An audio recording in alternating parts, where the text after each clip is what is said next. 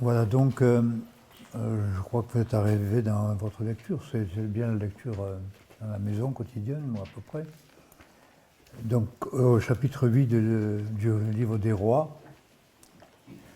Alors c'est un très long chapitre, un très très beau chapitre. Je tâcherai de lire bien, de manière à ne pas vous barber dès le départ et vous assoupir avant qu'on ait commencé. Et écoutez bien, notez ce que Dieu peut dire au travers de cette lecture, car c'est quand même le plus important. Je dis toujours, la lecture, c'est pas l'énoncé d'un problème, hein, c'est le message même divin. Et puis nous sommes amenés alors dans notre méditation à souligner ce que l'Esprit veut dire à l'Église et à chacun de nos cœurs. C'est dans cet esprit-là donc que nous lisons et méditons la parole. Au moment où les prêtres sortaient du lieu saint, la nuée remplit la maison de l'Éternel. Les prêtres ne purent pas y entrer pour faire leur service à cause de la nuée, car la gloire de l'Éternel remplissait la maison de l'Éternel. Alors Salomon dit, « L'Éternel a déclaré qu'il habiterait dans l'obscurité.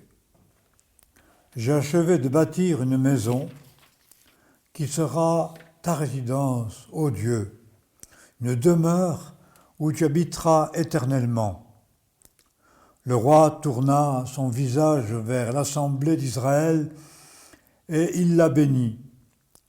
Toute l'assemblée d'Israël se tenait debout. Il dit, « Béni soit l'Éternel, le Dieu d'Israël, qui de sa bouche a parlé à David, mon père, et qui a de sa main accompli la promesse qu'il avait faite en ces termes. Depuis le jour où je fis sortir d'Égypte mon peuple d'Israël, je n'ai point choisi de ville parmi toutes les tribus d'Israël pour qu'on y bâtît une maison où mon nom résida, mais j'ai choisi David pour qu'il régnât sur mon peuple d'Israël. Or David, mon père, avait l'intention de bâtir une maison à la gloire de l'Éternel, le Dieu d'Israël. Mais l'Éternel dit à David, mon père, « Quand tu as eu l'intention d'élever un temple à ma gloire, la gloire de mon nom, tu as bien fait de former ce dessein. Seulement, ce n'est pas toi qui bâtiras cette maison, ce sera ton fils, le fils que tu dois engendrer, qui bâtira un temple à la gloire de mon nom. » L'Éternel a donc accompli la parole qu'il avait prononcée.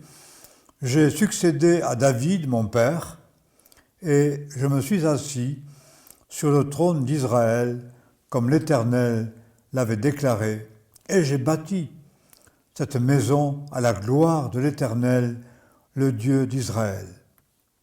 J'ai préparé une place pour l'arche dans laquelle se trouve l'alliance de l'Éternel, alliance qu'il conclut avec nos pères quand il les fit sortir du pays d'Égypte. Ensuite, Salomon se plaça devant l'autel de l'Éternel, en présence de toute l'assemblée d'Israël, et étendant les mains vers les cieux, il dit, « Ô Éternel, Dieu d'Israël, ni là-haut dans les cieux, ni ici-bas sur la terre, il n'y a de Dieu semblable à toi. Tu es fidèle à l'alliance que tu as conclue avec tes serviteurs et plein de miséricorde envers ceux qui marchent de tout leur cœur en ta présence. Ainsi, tu as tenu la promesse que tu as faite à ton serviteur David, mon père. En effet, ce que tu as déclaré de ta bouche, tu l'as accompli de ta main, comme nous le voyons aujourd'hui. Maintenant donc, ô Éternel, Dieu d'Israël, accomplis pour ton serviteur David, mon père, la promesse que tu lui as faite quand tu lui as dit « Je ne te priverai jamais d'un successeur occupant le trône d'Israël, pourvu que tes fils prennent garde à leur conduite et qu'ils marchent en ma présence, comme tu as marché toi-même. Maintenant donc, ô Dieu d'Israël, daigne ratifier la promesse que tu as faite à mon père, ton serviteur David. Mais quoi? Est-il vrai que Dieu habite sur la terre? Les cieux, même les cieux des cieux, ne peuvent te contenir. Combien moins cette maison que j'ai bâtie. Cependant, ô Éternel mon Dieu, daigne avoir égard à la prière et aux supplications de ton serviteur.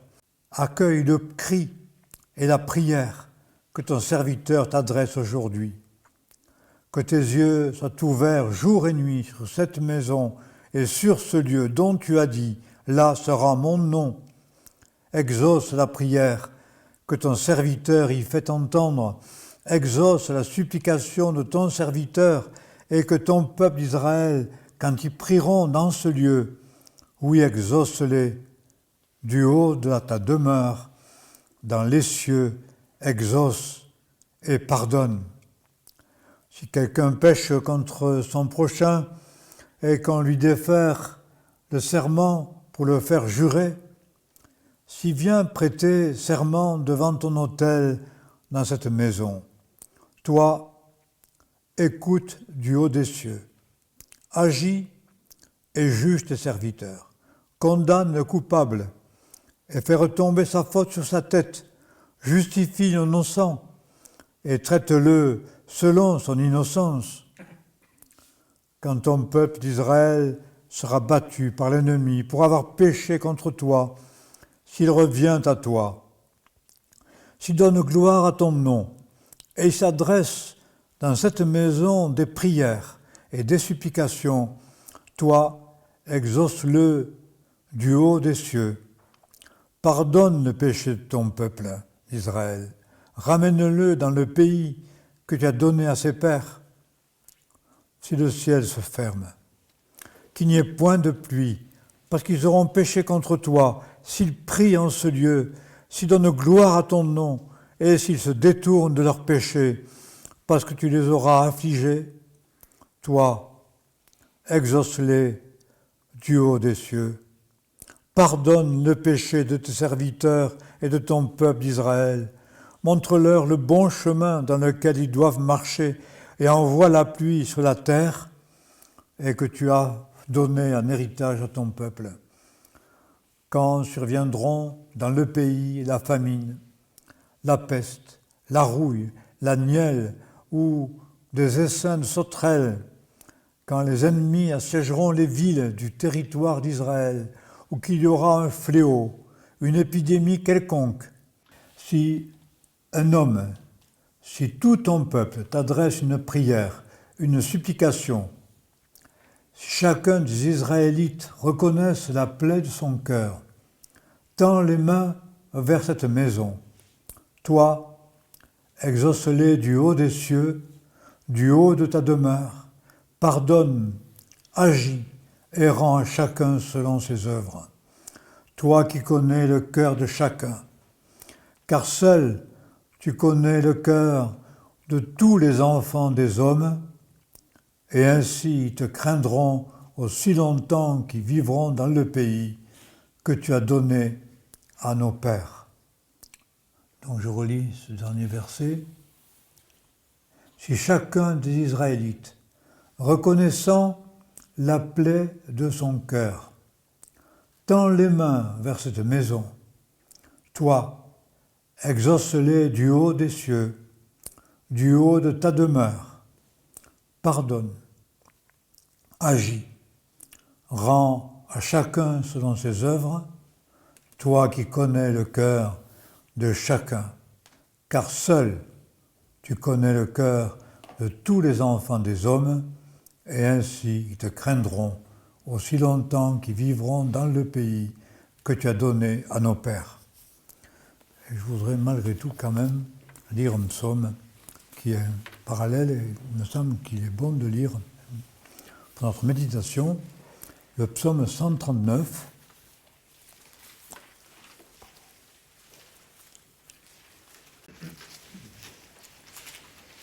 Éternel, tu m'as sondé et tu m'as connu. Tu sais quand je m'assieds et quand je me lève, tu découvres de loin ma pensée. Tu m'observes, soit que je marche, soit que je me couche. Tu as une parfaite connaissance de toutes mes actions. Même avant que la parole soit sur ma langue, déjà, ô Éternel, tu la connais tout entière. Tu es à mes côtés, et par derrière et par devant, tu poses ta main sur moi. Une telle science est trop merveilleuse pour moi, trop élevée pour que je puisse l'atteindre. Où irais-je loin de ton esprit? Où fuirais-je loin de ta face? Si je monte aux cieux, tu y es. Si je me couche dans le sépulcre, t'y voilà. Si je prenais les ailes de l'aurore, et si j'allais demeurer à l'extrémité de la mer, là, même ta main me conduirait, ta main droite me saisirait. Si je dis, seules les ténèbres pourront me cacher, alors la nuit même devient lumière autour de moi. Pour toi, les ténèbres ne sont pas obscures. La nuit resplendit comme le jour et les ténèbres comme la lumière. Entre parenthèses, on comprend pourquoi Dieu voulait habiter dans l'ombre, dans l'obscurité. Parce que c'était un message que seule la lumière de l'Éternel brille et éclaire les ténèbres. Il n'y a pas de ténèbres pour lui. La lumière de l'Éternel, seule lumière, éclaire les ténèbres. Et rien n'est caché à ses yeux, même dans la nuit. C'est pourquoi il est dit, n'aspire pas après la nuit les ténèbres ou la mort qui enlèvent les gens de leur place. Garde-toi de te livrer à l'injustice. N'aspire pas après la nuit, et de toute façon, la nuit devient lumière, et cette lumière du Seigneur terrasse ceux qui cherchent l'obscurité, et tout resplendit, même dans le lieu secret le plus obscur. Mais il n'y a qu'une lumière, la véritable lumière, qui éclaire les ténèbres, et pour lesquelles donc les ténèbres n'existent pas. Chercher les ténèbres ou la nuit, c'est aspirer à l'inverse de ce que veut Dieu et de ce qu'il est lui-même. Voilà. Car c'est toi qui as formé mes reins. Tu m'as tissé dans le sein de ma mère. Je te loue de ce que tu as fait de mon corps une œuvre si étonnante, si merveilleuse. Oui, merveilleuses sont tes œuvres, et mon âme ne se lasse pas de le proclamer. La structure de mon corps n'était pas ignorée de toi, lorsque j'étais formé dans le secret et tissé comme dans les entrailles souterraines.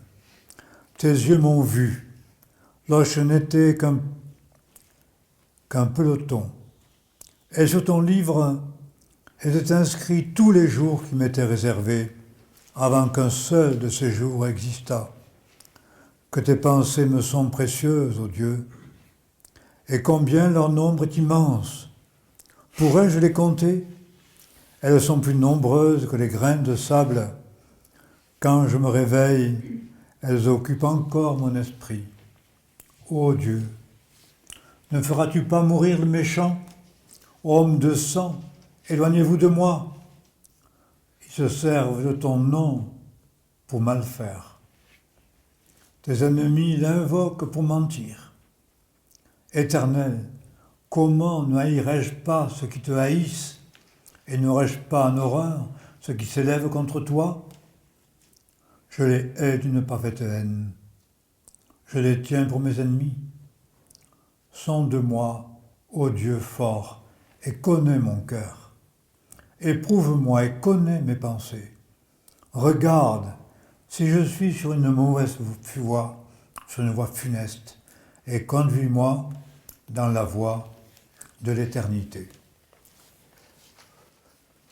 Je pense qu'on pourrait méditer beaucoup de choses sur tous ces textes, ils sont d'une très grande profondeur, et il y a plusieurs éléments qui peuvent être donc médités, réfléchir, que nous sommes appelés à recevoir, à comprendre au travers de tout ce qui nous est dit là.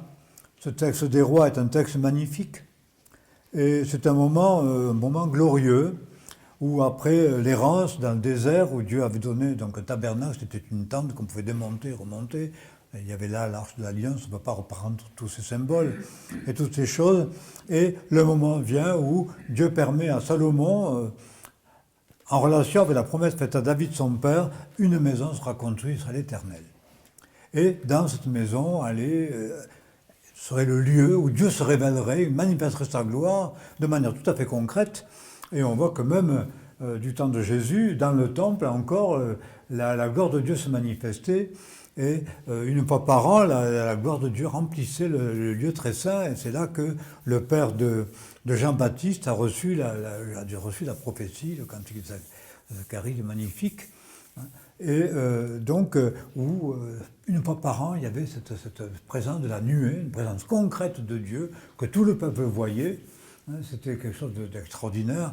On dit parfois que, on disait raconter à la table quand mon père venait dans les assemblées, c'était un jour de fête et de gloire, et puis il y avait une longue prédication avec une voix bien ferme et bien sévnole, bien sauvage. Moi, je suis un petit doux, je suis un enfant de cœur à côté de ce qu'était mon père.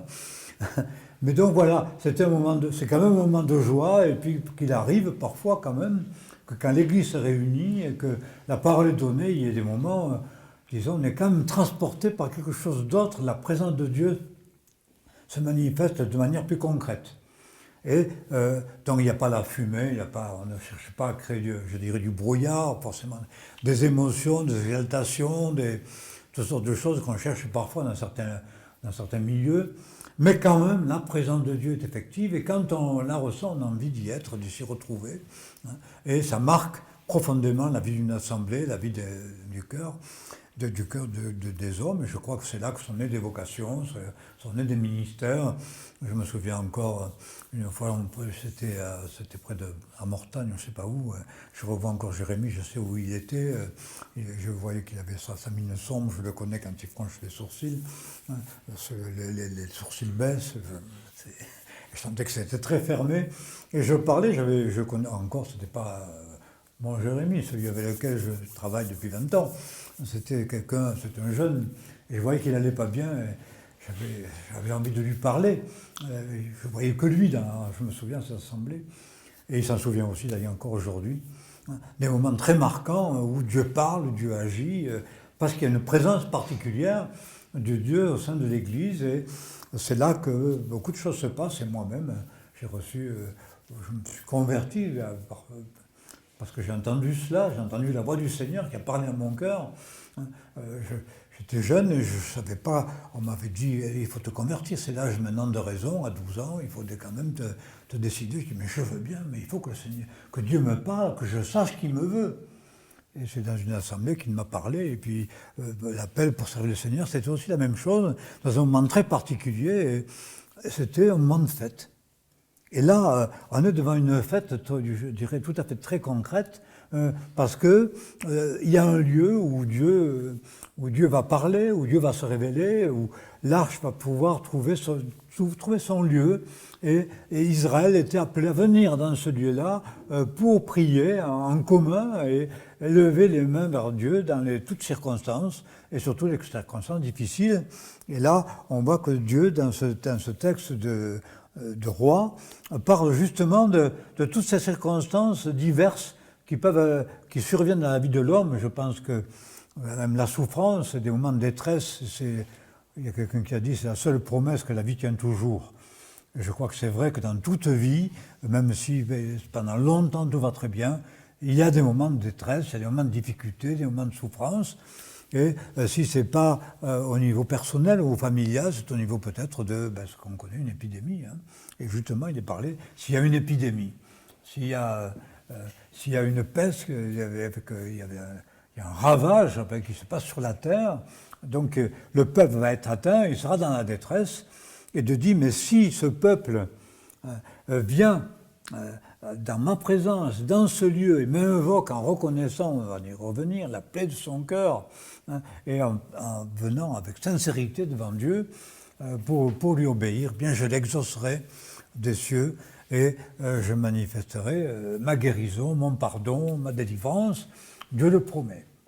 Voilà. Donc un lieu où on pouvait venir pour être invoqué, pour invoquer Dieu, et pour y venir dans sa détresse, et en vérité, il parlait justement de celui qui reconnaît, qui met à nu la plaie de son propre cœur, hein, et puis qui vient avec un cœur ouvert, et parce que devant Dieu qui sonde les reins et le cœur, c'est-à-dire qui va au profond de l'être, et qui met donc, va éprouver les pensées, va mettre à nu ces choses intimes et profondes que l'on cache souvent sur la religion, qu'on passe sur l'arrogance, sur le mensonge. Enfin, le mensonge religieux est certainement le pire, hein, parce que on dit des mots, on a des attitudes, on a des gestes, on a un rituel, etc., etc., et on se cache derrière, mais ce qui est dans le cœur, ce n'est pas dévoilé, c'est la plaie véritable, le besoin profond, non. Et on est tellement menteur qu'on se ment à soi-même, et le mensonge, qu'on prononce à soi-même, en se glorifiant de ses bonnes intentions. On vient de lire, il y a un groupement d'église qui vient de naître il y a quelques années, dans le Midi, où des gens de chez nous veulent aller, alors qu'ils y aillent, mais enfin. On n'est pas orgueilleux, on n'est pas menteur, on n'est pas envieux, on n'est pas ci, on n'est pas ça. J'ai dit, ils sont merveilleux, ils ne sont pas orgueilleux. Je sais pas, moi, j'aurais le sentiment de dire je ne suis pas orgueilleux, ce serait la première manifestation grotesque de mon orgueil. Mais il écrit, c'est frappant quand même, on faut oser, hein, mais quand même, bon voilà, on le fait. Donc ça c'est le mensonge religieux, on peut se glorifier de choses, se cacher, disons même avoir je dirais des intentions qui peuvent paraître tellement pieuses, tellement bonnes, tellement belles, que l'homme est ému, je dirais, par ses propres intentions et par le témoignage qui se rend de lui-même. Il y a toutes sortes de vernis, de carapaces religieuses et tout, mais Dieu connaît tout ça et il n'exauce pas les pécheurs. Il est parlé, quand il est question de la prière, là, il y a quelque chose qui est touchant quand même. Il viendra et je l'exaucerai. Et puis nous disons, mais il y a quand même beaucoup de prières qui ne sont pas exaucées. Et ce qui m'étonne, c'est de voir que les croyants peuvent prier, alors et tout, et puis beaucoup de veines redites et tout ça, et tout, et puis il n'y a pas exaucé. Mais ça ne fait rien, on ne fait pas attention, on n'est pas exaucé, ça ne fait rien. Moi, personnellement, ne pas être exaucé m'interroge toujours. Lorsque j'ai été à l'hôpital, je me souviens, avec ma névralgie, là, je souffrais beaucoup, j'étais sous médicaments, et tout le monde m'envoyait des textos en disant « Nous prions pour vous ». Et quand j'ai vu la quantité de gens qui priaient pour moi, je me suis dit « Mais comment se fait-il que tous ces gens prient pour moi et qu'il n'y ait rien qui change, et que je sois dans la même douleur, et dans le même problème, et que rien ne se passe ?» Et c'était une interrogation. Comment se fait-il qu'il y ait tant de prières et que rien ne se passe ? Parce qu'à quoi sert de prière si on n'est pas exaucé? Et Dieu dit, mais s'il vient en ce lieu, je l'exaucerai du haut des cieux. Et justement, la prière non exaucée nous interroge, je crois, pour savoir pourquoi Dieu a permis cette infirmité qui me dérange encore énormément aujourd'hui, mais il y a eu une réponse. C'était clair, c'est pour te garder de l'orgueil. C'est à cause de l'orgueil. Donc j'ai dû accepter, et puis ce qui s'est passé, c'est que j'ai eu cette conviction, et le matin, quand Jérémie est venu me voir, il me dit, j'ai lu ce texte. C'est pour préserver de l'orgueil. Il aurait pas osé de me dire que j'étais orgueilleux. Il m'aime trop, il est trop gentil. Il n'aurait pas fait ça pour te préserver de la voie de l'orgueil. Mais c'est à cause de l'orgueil. Je ne veux donc pas dire que je suis humble. Et que c'est pas pour ça, comme un peu pour Paul, mais enfin, disons, j'ose pas trop m'y comparer, parce que qui suis-je? Mais quand même, pour la même raison. Il y a quelque chose dans le cœur qui doit être corrigé, que le Seigneur voit, qui sait, qui est mis en lumière par cette souffrance, par cette douleur, et qu'il a raison, pour laquelle, eh bien, je ne suis pas exaucé comme je voudrais, comme je le souhaiterais, comme on le demande.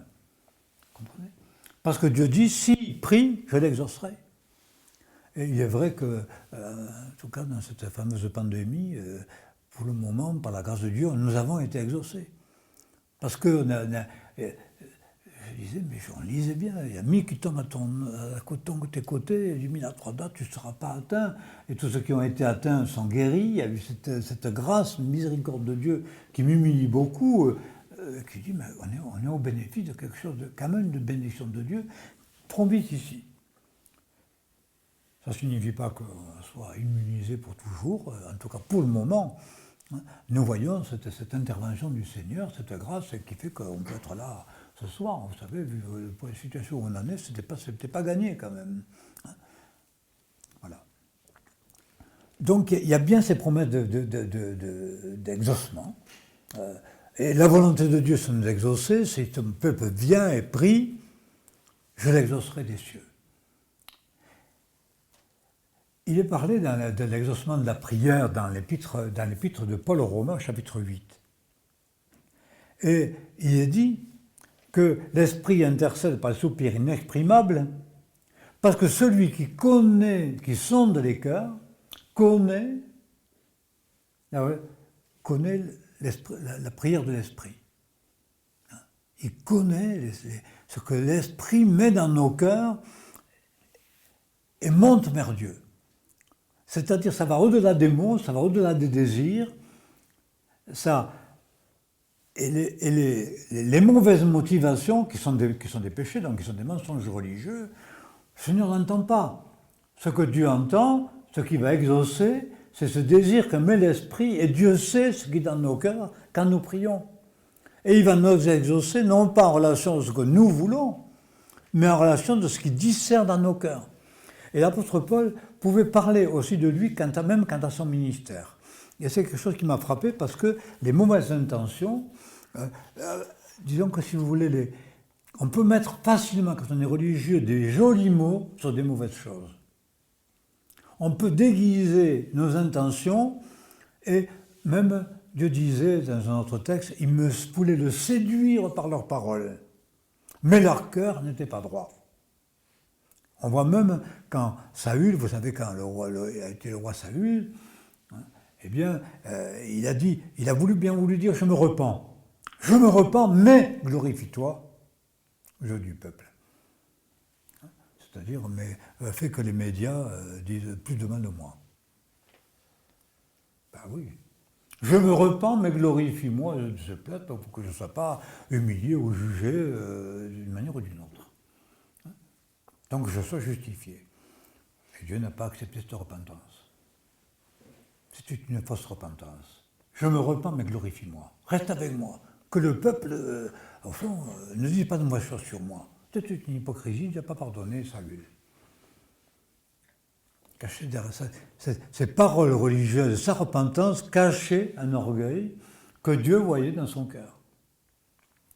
Et l'apôtre Paul, quand il parlait de son propre ministère, ça m'a vraiment frappé parce qu'il peut, même juste dans la recherche d'un ministère, d'une vocation, le désir même de prêcher, souvent de prêcher, cette ambition à la prédication, à être devant pour parler aux autres, en général, pour savoir si quelqu'un a un ministère à la prédication, je dis est-ce que ça te porte peine de prêcher?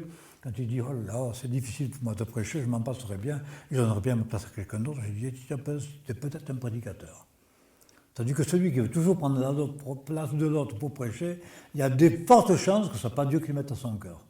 C'est une ambition, c'est un désir déguisé, c'est une volonté d'être, de manifester ses pensées, avec des intentions très mauvaises. Je veux prêcher et annoncer la bonne nouvelle au peuple de Dieu. C'est tout pareil, quoi. J'ai vu déjà ça, et ça peut être tragique, hein, parce que vouloir dire des choses au nom du Seigneur, le Seigneur n'en a pas parlé, c'est ce qui fait les sang des faux prophètes, ça. Dieu n'a rien dit, mais j'ai parlé. Dieu ne m'a pas choisi, ne m'a pas demandé, mais j'ai voulu. Pourquoi pas? Par orgueil. Avec des désirs déguisés. De plaire, d'attirer à soi, d'être vu, d'être entendu, d'être reconnu, d'avoir une place, etc. Et l'apôtre Paul, il parle encore, justement, que dans son ministère. Dieu sonde le cœur des humains et connaît toutes choses. Dieu seul le connaît. Tous les hommes peuvent être trompés, mais on ne trompe pas Dieu parce que Dieu sonde les cœurs. Il sait si la repentance est sincère. Il sait ce qui est la motivation de la prière. si c'est une convoitise, un désir, je disais, un désir humain pour satisfaire les passions, si Dieu n'exauce pas, il y a une raison si Dieu n'exauce pas, parce qu'il a promis de le faire. Surtout quand cette prière est dans le lieu qu'il a choisi pour ça. Alors je vais juste faire une petite parenthèse rapide. Israël ne pouvait pas prier, présenter des offrandes n'importe où. Les hauts lieux étaient une désobéissance à Dieu. Dieu avait dit, c'est à Jérusalem, dans ce lieu-là, dans ce temple-là, que tu apporteras les offrandes. Et que tu viendras prier quand tu auras des plaies, des besoins, etc. C'est là que tu vas te repentir et que tu vas confesser, mettre à nu l'appel de ton cœur. Pas n'importe où, dans ce lieu-là. Et les hauts lieux sont devenus des lieux d'idolâtrie. Pourquoi? Parce que c'est une désobéissance à Dieu. Dieu n'avait pas dit, c'était pas sur la montagne de Samarie, c'était pas ailleurs, c'était pas en Horeb, c'était dans le lieu où Dieu avait fait résider son nom et sa gloire. Alors, quel est le lieu? Nous savons très bien que Jésus a dénoncé ce temple. Il a dit, ce temple, je vais le démolir et le reconstruire en 3 jours. Il a détruit la notion du temple, de l'édifice, que d'ailleurs dans le monde religieux on veut toujours reconstruire. Ces ustensiles manquent, ces objets manquent, ces images manquent, ces anges manquent. Donc on veut le reconstruire, c'est l'esprit des cathédrales, c'est l'esprit des églises. Et c'est pourquoi aussi, même dans les milieux, je dirais, protestants, même évangéliques, il faut une croix absolument parce que ça marque le sanctuaire, il faut une table sainte, il faut des objets sacrés, il faut une Bible avec un signet rouge bien au milieu, enfin, il faut ça, quoi. Il faut des objets, il faut un lieu, ça fait sanctuaire, on reconstruit l'idée du temple, mais Jésus l'a détruit. Alors quel est le temple, quel est le lieu où on prie, où on s'humilie, où on l'invoque en difficulté? Bien, c'est d'abord le temple de nos cœurs. Il fait de nos corps son temple et il habite dans nos cœurs si nous le recevons. La prière exaucée, c'est la prière qui est adressée à Dieu dans le temple de nos cœurs et bien sûr dans cette réunion de l'assemblée des enfants de Dieu qui est aussi l'Église et le temple de Christ. C'est le rassemblement des chrétiens, c'est le lieu où on prie, c'est le lieu où on accepte l'humiliation, l'invocation, où on confesse dans nos cœurs, dans la communion fraternelle. C'est là que Dieu parle et qui se révèle et qui crée des convictions. On a encore expérimenté pour l'avenir un peu de Gérard hier après-midi, je crois que c'est une évidence. La conviction s'installe, Dieu parle par sa parole, et même il parle pour d'autres des choses qui sont d'au-delà même de ce pourquoi on est réunis. Il parle à les cœurs et c'est une parole de délivrance. Il y a quelqu'un qui m'a dit, c'était ce que tu as dit hier, c'était pour moi une parole de délivrance. Et c'était sur un autre sujet. Dieu parle. Et qu'est-ce qu'il fait? Il met à nu la paix du cœur. Dans ce lieu-là. Pas n'importe où, pas n'importe comment, pas comme j'ai envie. Comprenez? Comme Dieu le veut. Et c'est là que Dieu exauce, parce que Dieu sonde là les reins et les cœurs, et il éprouve les pensées, et ce qui se déguise, et qui fait que la prière n'est pas exaucée. Ah, je ne m'en sors pas, j'ai beau prier, je ne m'en sors pas. Je connais quelqu'un qui m'a écrit il n'y a pas longtemps, je ne comprends pas, je prie, mais Dieu ne m'exauce pas. Alors évidemment, il y a plein de péchés, il y a plein de toutes sortes de choses dans sa vie, il ne comprend pas pourquoi il n'est pas exaucé. Il a même des souffrances, même parfois la souffrance, la plaie du cœur, ce qui fait mal, ce qui est la véritable douleur profonde de l'âme. Ben, si je ne la dévoile pas, je ne peux pas être guéri. Je ne peux pas, par exemple, être exaucé si mon aspiration, c'est les ténèbres, ou la nuit ou la mort. Je suis exaucé dans la mesure où j'accepte que sa lumière éclaire mes ténèbres et qu'aucune ténèbre demeure ténèbre parce que rien n'est ténèbre pour lui et que c'est lui qui met à la lumière les pensées profondes du cœur. Dans ce lieu-là, alors j'exaucerai. Dieu sonde, il connaît la pensée de celui qui sonde les cœurs, c'est ce qui inspire ma prière et ma requête, la motivation qui est au fond de mon cœur, jusque même dans ma volonté d'exercer un ministère. Et c'est ce que dit l'apôtre Paul, je voudrais quand même le lire, parce que l'homme religieux déguise tellement ses intentions par des motifs religieux qu'il s'y prend lui-même. Il s'y croit et c'est faux. Et Dieu n'accepte pas l'offrande. Il n'accepte pas cette prière-là. Et ça va se traduire par ce silence divin qui ne répond pas. Dieu n'exauce pas. Pourquoi? Il n'y a pas une raison. La délivrance ne s'opère pas. Pourquoi? Alors il dit ici, par exemple, la puissance du ministère, c'est la même chose. On demande, Seigneur, la puissance, je veux un ministère puissant, je veux quand je parle, il se passe quelque chose. Et tout, ben, Dieu ne donne pas sa puissance à qui veut être puissant. Je dirais bien le contraire. Quel est le désir, la raison? Est-ce l'amour des hommes, l'amour du Seigneur, pour sa gloire, ou pour ma gloire personnelle, pour voir quelque chose qui se passe? Nous voulons voir quelque chose qui se passe. Je me souviens, une fois, il y avait quelqu'un qui voulait être en entretien, et puis il avait entendu parler de la démonologie, des esprits mauvais, etc. Et il y avait cet entretien, il avait voulu y être. Et puis, il y avait une dame qui était vraiment bien possédée, enfin, je l'ai vécu, j'étais là. Et puis ce gars avait voulu être là, parce que s'il la connaissait, il avait demandé, donc la dame était d'accord, donc on priait, il y avait Luc, il y avait mon père, il y avait moi, on était dans la salle à manger, cette dame était en crise, très dépossédée, quoi. Et puis l'autre, il était là, et puis d'un coup, la femme me dit, comment il s'appelait? Je sais un peu, bref, vous ne connaissez pas, ça c'est égal, Gérald, hein. Ah, tu vas en voir des manifestations. Ben non, tu vas en voir. Et il était comme ça, rempli de trouille. Mon père dit, qui c'est qui a peur ici? Il a dit, moi. Il dit, ben va-t'en. Il a été comme des... Ah, tu vas en voir des manifestations? Ben tu vas en voir, etc. Ils se moquaient de lui. Et d'un coup, il s'agit de trouille. Parce qu'il voulait voir des grandes choses. Mais c'est pas pour ça qu'on va aider les gens pour voir des grandes choses, pour voir des grandes délivrances, pour voir dire, j'en ai été l'auteur. C'est par moi que ça s'est fait. Et l'apôtre Paul, justement, il parle de lui, il dit, mais Dieu connaît mon cœur, et il sait que dans l'exercice de mon ministère, ça ne s'y trouve pas, cela. Vous le savez bien vous-même, frères, ce n'est pas en vain que nous sommes allés chez vous, mais après avoir souffert, avoir été outragés à Philippe, comme vous le savez, nous les sommes pour nous ne les sommes pas. J'arrive plus à lire, c'est pénible. Hein. Nous confions à notre Dieu, nous ne lassons pas, nous confions à notre Dieu de vous annoncer hardiment l'évangile de Dieu au milieu de grands combats, car notre prédication ne procède ni de l'erreur, ni de motifs impurs, et elle n'a pas recours à la fraude. Mais, puisque Dieu nous a jugés dignes de nous confier la prédication de l'Évangile, nous parlons non pour plaire aux hommes, mais pour plaire à Dieu qui sonde nos cœurs.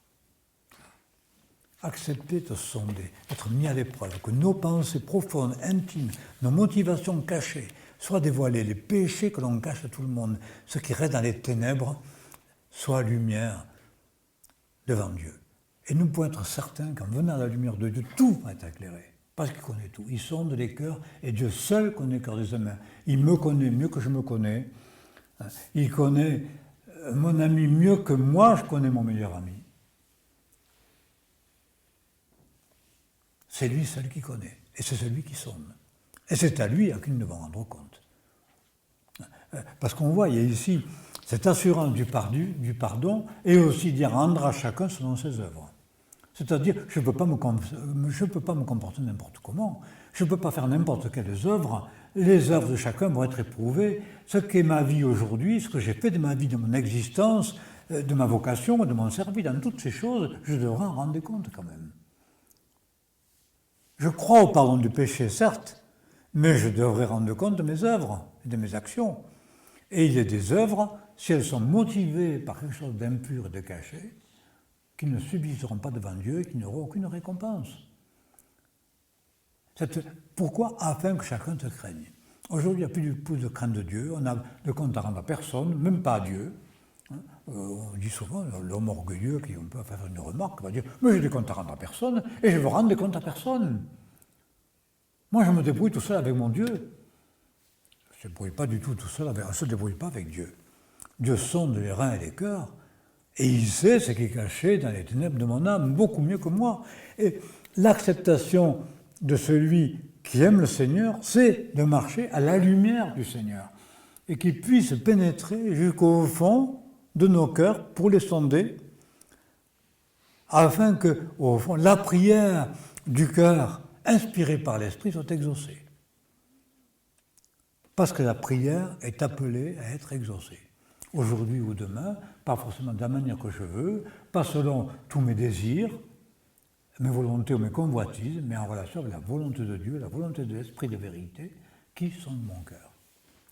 C'est pourquoi David pouvait dire « Sonde-moi, Éternel, et connais mon cœur.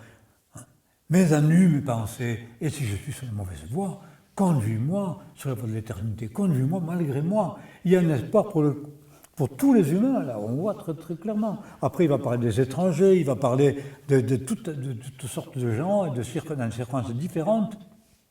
Il va parler des pécheurs. Viens dans ce lieu et repens-toi avec vérité devant Dieu qui sonde les cœurs et qui te connaît et qui veut te ramener et te conduire dans la voie de l'éternité. Et Dieu exaucera des cieux.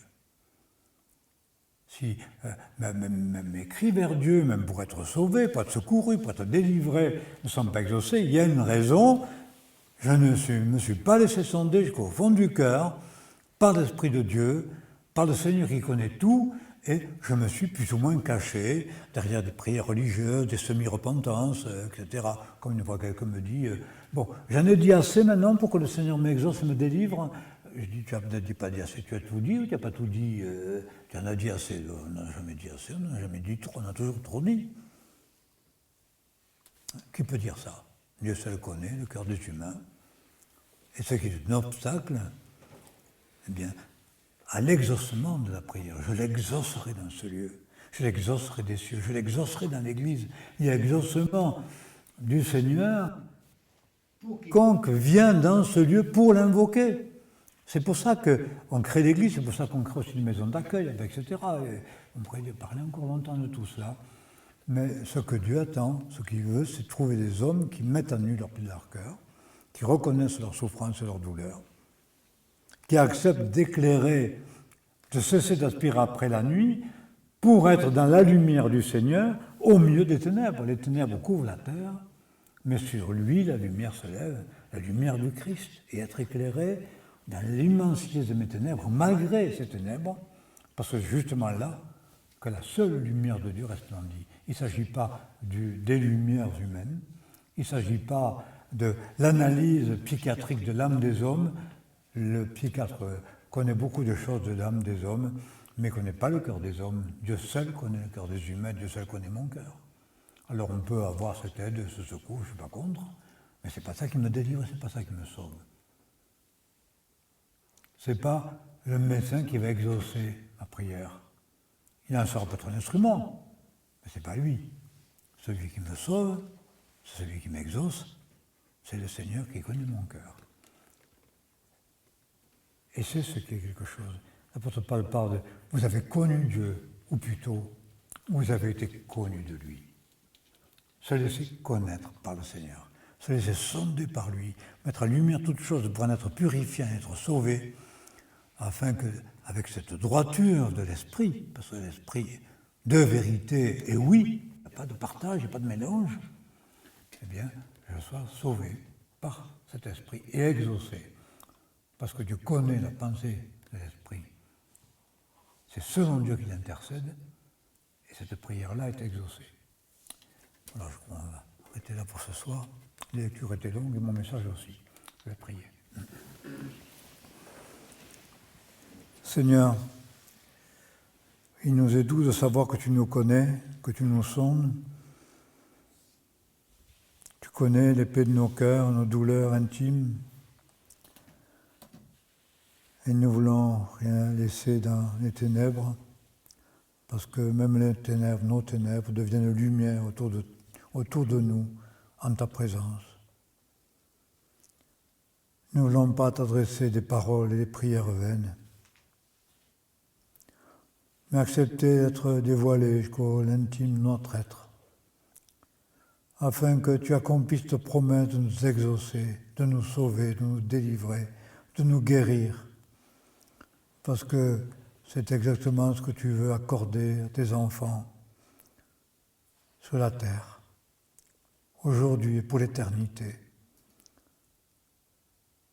Comme me disait David, si je suis sur la mauvaise voie, conduis-moi sur la voie de l'éternité. C'est notre désir et ta promesse. Et c'est pourquoi nous remettons tous ensemble, chacun en ce lieu, dans nos cœurs et dans la communion fraternelle de ton Église, nous t'invoquons afin que nous soyons sauvés par toi et délivrés, gardés de la contagion qui frappe partout, afin de pouvoir continuer à te servir, te rendre un culte, te glorifier, être des instruments pour le salut des âmes et accomplir ainsi notre ministère pour la gloire de ton nom. Nous le bénissons. Amen.